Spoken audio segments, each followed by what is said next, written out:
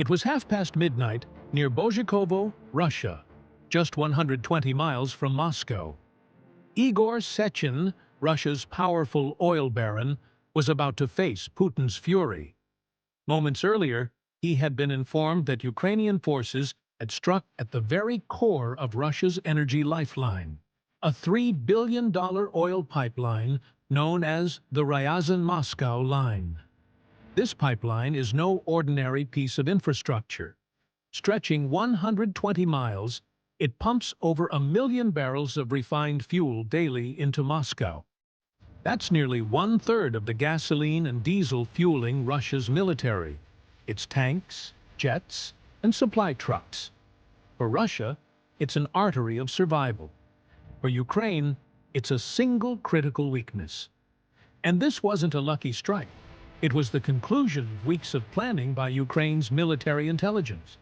Using Western satellite data, they charted the entire pipeline's route and identified a vulnerable section near Bozhikovo. By August, the plan was ready. On the night of the attack, Russian sentries were distracted, tired, and wrapped in the cool fog of late summer. Yet around them stood some of the most expensive defenses on Earth: the S-400 missile system and the Krasuka-4 electronic warfare platform. These billion-dollar machines could swat jets out of the sky from hundreds of miles away. But they shared one flaw. They looked upward. The small Ukrainian drones flew barely above the treetops, hugging the earth so tightly they slipped beneath the radar. The operation began with a decoy wave. 15 cheap, noisy drones were sent ahead, flying clumsy and obvious, to lure Russian defenses. Simultaneously, another group of more advanced drones raced toward a refinery in Ryazan. The defenders took the bait. Anti-aircraft cannons and missile batteries roared to life, shredding the skies. Within minutes, every decoy and every refinery-bound drone was gone. On paper, it was a flawless Russian defense. But the commander on duty felt uneasy. Something didn't add up. Meanwhile, deep inside Russian territory, a disguised delivery truck sat hidden in a forest. Inside, 2 advanced FPV drones were waiting. Unlike the noisy decoys, these were tethered to a 12-mile fiber optic cable, giving their operators an unjammable, crystal-clear feed. The truck itself was the launch pad, a Trojan horse parked just 12 miles from the pipeline. The first drone slipped into the air, gliding silently through the fog. Almost immediately, it was spotted by a Russian Orlan reconnaissance drone. A dangerous chase began. The Ukrainian operator pushed his machine lower, weaving through forests and valleys to stay hidden. Russian missile batteries fired, but the drone dodged until a violent maneuver snapped its delicate fiber optic line.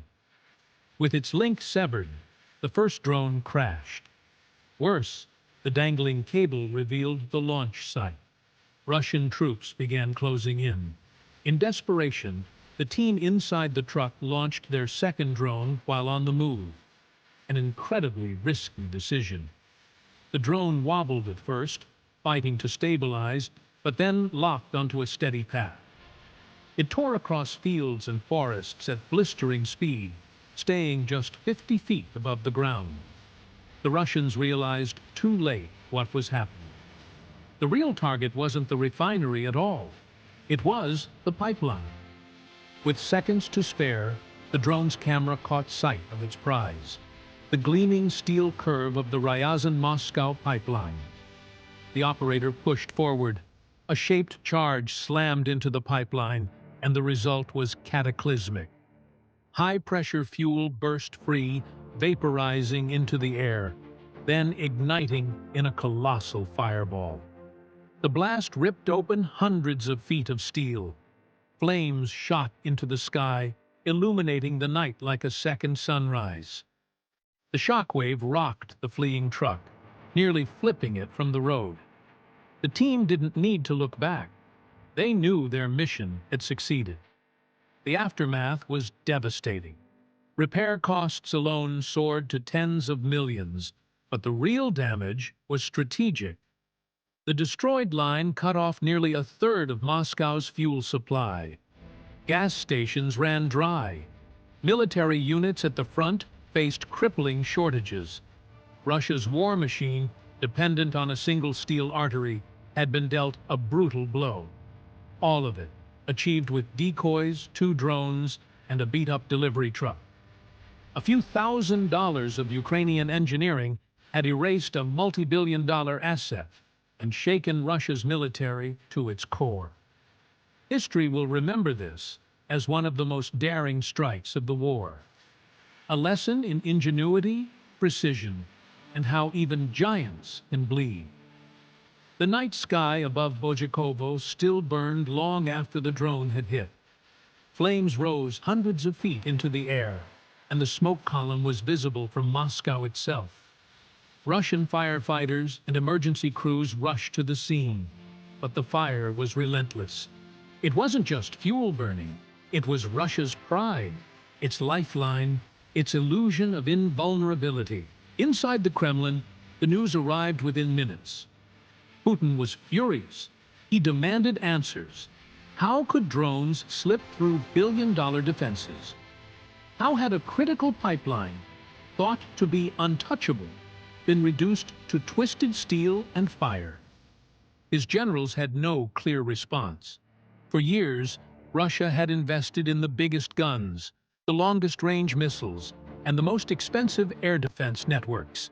Yet Ukraine, with a handful of engineers, a delivery truck, and some modified drones, had outsmarted them.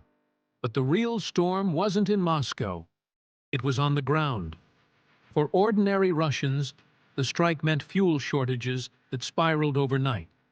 Gas prices spiked, queues formed at stations, and panic spread in the capital. Truckers refused to deliver food without guaranteed fuel. Even military convoys faced rationing. Commanders at the front reported grounded vehicles and stranded supply lines. Soldiers whispered a dangerous question. If Ukraine could do this once, could they do it again? And they weren't wrong. Because this wasn't just an isolated hit, it was a message. Ukraine had shown it could strike deep inside Russia's heartland, bypassing every defense. Western intelligence tracked the impact carefully. NATO analysts noted that the strike wasn't only military, it was psychological. For the first time, the Russian public could see the war reaching them. Meanwhile, the Ukrainian drone team that had carried out the mission lay low. Their truck, battered from the escape, hid in an abandoned barn. They didn't celebrate.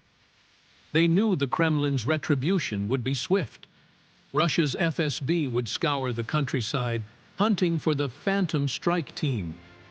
And worse, the operators had lost one drone, and with it, vital technology that might fall into Russian hands. Still, the success rippled across Ukraine. Soldiers at the front cheered when they heard the news. Civilians, weary of endless missile strikes on their cities, felt a spark of hope. For once, it wasn't Kiev burning. It was Moscow trembling. In the days that followed, Russia doubled its defenses around every refinery and pipeline. Columns of troops were deployed to patrol remote stretches of land. Anti-drone jammers were rushed in, and propaganda channels tried to minimize the damage. Yet no amount of denial could hide the truth. Russia's billion-dollar shield had been pierced by drones that cost less than a single missile. But the war had just entered a new phase. The destruction of the Ryazan-Moscow line was not the end. It was the beginning. Ukraine had tested its strategy and proven it worked. Now, new plans were already being drawn. Other pipelines, fuel depots, and power plants became potential targets. Each one was a pressure point on the Russian war machine, and the Kremlin knew it. Putin ordered his intelligence agencies to track down Ukraine's drone engineers at any cost. Bounties were placed, sleeper agents activated, cyber units deployed to trace signals. But even as they searched, Ukraine's drone factories worked day and night, preparing swarms for the next strike. The world watched, stunned. A $3 billion pipeline had been destroyed by less than $30,000 worth of equipment. And in that equation lay a terrifying reality. This war was no longer about who had more money, tanks, or missiles. It was about who could adapt faster, who could turn weakness into strength. For Ukraine, the pipeline strike was proof they could. For Russia, it was a chilling reminder that the battlefield was no longer only at the front. The heart of Moscow itself was now within reach. And as the smoke cleared, one question echoed across the war. If drones could cripple Russia's energy arteries once, what would happen when the next wave came?